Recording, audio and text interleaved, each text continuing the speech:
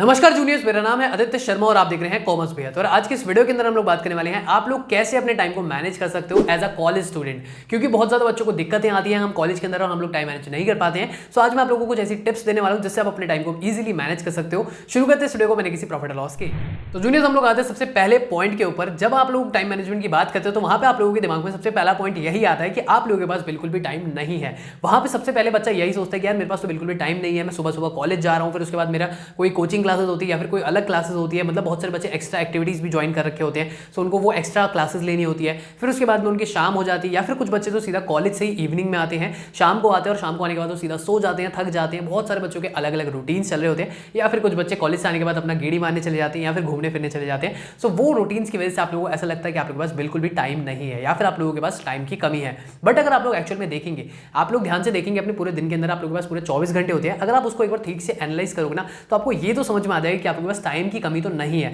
मतलब आप लोगों के पास इनफ टाइम है, आप लोग कोई भी एक्स्ट्रा काम कर सकते हो, आप अपनी पढ़ाई कर सकते हो या फिर आप अपने टाइम को अगर चाहोगे तो ठीक से मैनेज भी कर सकते हो। वहां पे बच्चों को ये चीज नहीं समझ में आती कि हम अपनी प्रायोरिटी को कैसे सेट कर रहे हैं। कुछ बच्चों को इतना तो समझ में आ जाता है कि हम लोग को कॉलेज जाना है, तो वो अपनी एक प्रायोरिटी सेट कर लेते हैं कि मेरे को कॉलेज जाना है। उसके बाद जो बच्चों की एक्स्ट्रा क्लासेस होती है, अगर उन्होंने कोई कोर्सेज ज्वाइन कर रखे होते हैं तो वो कर रहे होते हैं, या फिर अगर आप लोगों ने कोई कोचिंग्स ज्वाइन कर रखी तो आप वो कर रहे होते हो, या फिर आप लोग आगे के लिए कोई कोचिंग्स ज्वाइन कर रखे होते हैं तो वो भी कर रहे होते हो। तो मतलब आप लोगों की सेकंड प्रायोरिटी भी ऑलमोस्ट सेट होती है कि मेरे को उसके बाद कॉलेज के बाद यहाँ पे कोचिंग जाना है, यहाँ जाना है, वहाँ जाना है। या फिर अगर आप लोगों को फ्रेंड्स के साथ घूमने जाना होता है तो वो भी आप लोगों की एक प्रायोरिटी सेट रहती है कि मेरे को इस दोस्त के साथ इतने बजे यहाँ पे घूमने जाना है। बट यार यहाँ पे आप लोगों ने ये प्रायोरिटी सेट नहीं करते हो कि मेरे को अपने कॉलेज से घर जाके पढ़ाई करनी है, या फिर मेरे को अपने कॉलेज से घर जाके ये अपना टारगेट पूरा करना है, ये असाइनमेंट पूरा करना है, ये मेरे को अपना वर्क पूरा करना है। वो सब चीज़ों को आप इग्नोर कर देते हो और आप लोग सोचते हो कि आप लोगों के पास टाइम नहीं है। सो अगर आप लोग थोड़ा सा ध्यान से सोचोगे, आप अपनी प्रायोरिटीज को सेट कर दोगे ना कि मेरे को भाई अपने कॉलेज से घर जाना है और घर जाने के बाद मेरे को ये असाइनमेंट कंप्लीट करना है या फिर मेरे को इस चैप्टर के नोट्स बनाने हैं। अगर आप लोग वैसे अपनी प्रायोरिटीज को सेट कर दोगे और वहां पे आप लोग देखोगे कि हाँ यहाँ पे मैं नोट्स भी बना रहा हूँ 1 घंटा और उसके बाद मैं आधा घंटा अपने दोस्त के साथ घूमने भी जा पा रहा हूँ या 1 घंटा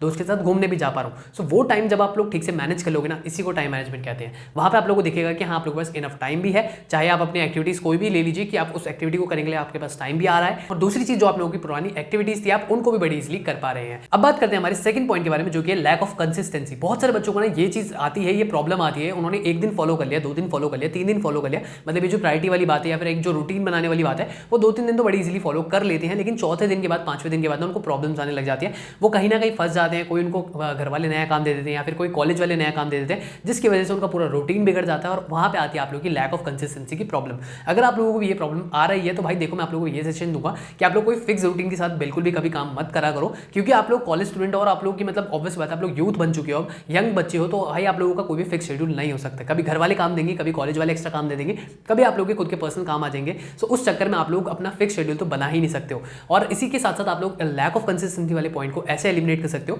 मतलब आप लोग अपना शेड्यूल ना बस ऐसे डिजाइन करो कि भाई मेरे को हर दिन 1 घंटा पढ़ना है, 1 घंटा नोट्स बनाने हैं, या फिर मेरे को हर दिन 1 घंटा बाहर जाना है, खेलने जाना है, या फिर 1 घंटा एक्स्ट्रा क्लास लेनी है। जो भी आप लोगों की चीजें ना आप उनको थोड़ा सा ठीक से प्रायोरिटाइज कर दो और 1 घंटे के हिसाब से, आधे घंटे के हिसाब से, 40 मिनट्स, 50 मिनट्स, उसके हिसाब से आप टाइम डिनोट कर दो। और फिर वहां पे आप लोगों को खुद देखना है कि आप लोगों को वो 1 घंटा, आधा घंटा, 50 मिनट कैसे निकालने हैं। मतलब वो आप लोग अपने हिसाब से निकालोगे। जरूरी नहीं है कि अगर आप लोग आज नोट्स बना रहे हो 4 से 5 बजे के बीच में तो कल भी आप सेम टाइम पे बनाओगे, कल का टाइम आप लोगों को चेंज भी हो सकता है। सो वो आप लोगों को टाइम मैनेजमेंट अपने आप करनी है, धीरे धीरे करोगे, धीरे धीरे सीखोगे तो आप लोगों को सारी चीजें आ जाएंगी। थर्ड पॉइंट आता है आप लोगों का लर्न टू से नो। यार देखो, कॉलेज के जितने भी बच्चे होते हैं, मैंने देखा बहुत सारे बच्चों में ये आदत होती है, इवन मुझ में खुद में भी आदत है। अगर कोई मुझसे आगे पूछेगा ना, मेरे को पता मैं यहाँ पे भी पढ़ाई कर रहा हूँ 1 घंटा, लेकिन वहीं पे अगर मेरे से कोई और मेरा दोस्त आगे पूछेगा, कोई मेरा कजन आगे पूछेगा कि चल यार यहाँ पे ना हम लोग घूम के आते हैं, बाहर चलते हैं, थोड़ी देर चल यार कितना पड़ेगा, चल रेस्ट कर ले, चल बाहर चलते हैं। मतलब अगर वो लोग ऐसी चीज आगे बोलेंगे ना तो मेरा माइंड में यही आएगा, यार मैं इसको ना मना नहीं करता हूँ, चलो इसके साथ थोड़ा सा घूम के आ जाता हूँ, चलो इसके साथ थोड़ा सा होके आ जाता हूँ और बाद में आके अपनी पढ़ाई कंप्लीट कर लूंगा। लेकिन वहीं पे होती है सबसे बड़ी प्रॉब्लम, क्योंकि मुझे पता है यार मैंने 1 घंटा यहाँ पे भी पढ़ाई को देना था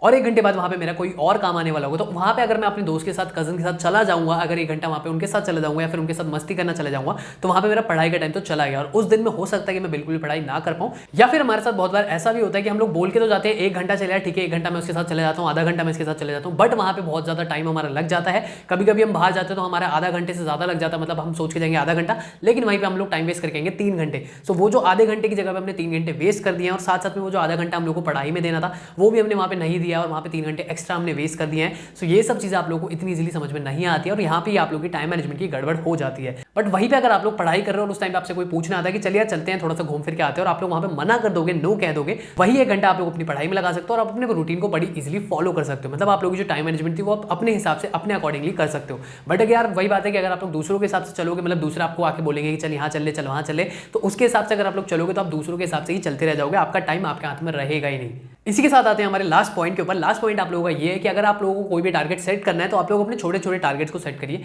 जरूरी नहीं है कि यार आप लोग को एक बहुत बड़ा से एम बना लो कि भाई आप लोगों को ये एग्जाम की तैयारी करनी है तो आप लोग ये पूरा सिलेबस कवर करोगे। अगर मान लीजिए आप लोगों को कोई एग्जाम की तैयारी भी करनी है तो आप छोटे छोटे टारगेट्स को सेट करिए कि सबसे पहले मैं नोट्स बनाऊंगा, चैप्टर 1 के नोट्स बनाऊंगा, चैप्टर 2 के नोट्स बनाऊंगा, या यूनिट 1 यूनिट 2 के नोट्स बनाऊंगा। तो ऐसे करके आप लोग टारगेट्स को सेट कर दीजिए कि आज मैं सिर्फ और सिर्फ चैप्टर 1 के नोट्स बनाऊंगा, कल मैं चैप्टर 2 के नोट्स बनाऊंगा, परसों मैं चैप्टर 3 के बनाऊंगा। और जरूरी नहीं है कि आप लोग भाई आज बैठे बैठे ना अगले 10 दिन का टारगेट सेट मत किया करो। बहुत सारे बच्चों को मैंने देखा कि वो अगले 10 दिन का, 20 दिन का या फिर 1 महीने का टारगेट सेट कर लेते हैं, वहां पे फिर उनसे वो चीज फॉलो होती नहीं है और वो टारगेट्स आगे निकलते चले जाते हैं और आप लोगों के टारगेट्स ऐसे ही रह जाते हैं। बेटर ये रहेगा कि आप लोग अपने पर डे के हिसाब से छोटे छोटे टारगेट्स को बना के चलिए, और वहां पे अगर आप लोग एक छोटा टारगेट उठाते हो ना तो आप लोग ये सोच के चलोगे कि मेरे को एक चैप्टर के नोट्स बनाने हैं, और अगर आप लोग वो नोट्स बहुत ही जल्दी बन जाती है, चैप्टर वाला बहुत छोटा होगा, तो आपका खुद ही मन कर जाएगा यार मैं थोड़ा सा और भी बना लेता हूँ, आगे के चैप्टर्स के भी नोट कंप्लीट कर लेता हूँ। जैसे आप लोग वहाँ पे नोट्स कंप्लीट हो जाएंगे तो आप लोग उन्हीं नोट्स को फिर रिवाइज करने का भी सेम टारगेट बनाना कि पहले मैं चैप्टर 1 के रिवाइज करूंगा, फिर चैप्टर 2 के रिवाइज करूंगा। आप लोगों को पता है कि आज आप लोग चैप्टर 1 के रिवाइज करने वाले हो, लेकिन अगर आप लोग वो रिवाइज जल्दी हो जाते हैं, अगर आप लोगों को पहले से आता होता है, आप लोग पढ़ के जल्दी से रिवाइज कर लेते हो, तो आप लोग चैप्टर 2 के रिवाइज कर सकते हो। तो वहाँ पे आप लोगों का टाइम मैनेजमेंट बहुत ही इफेक्टिवली होने लग जाएगा।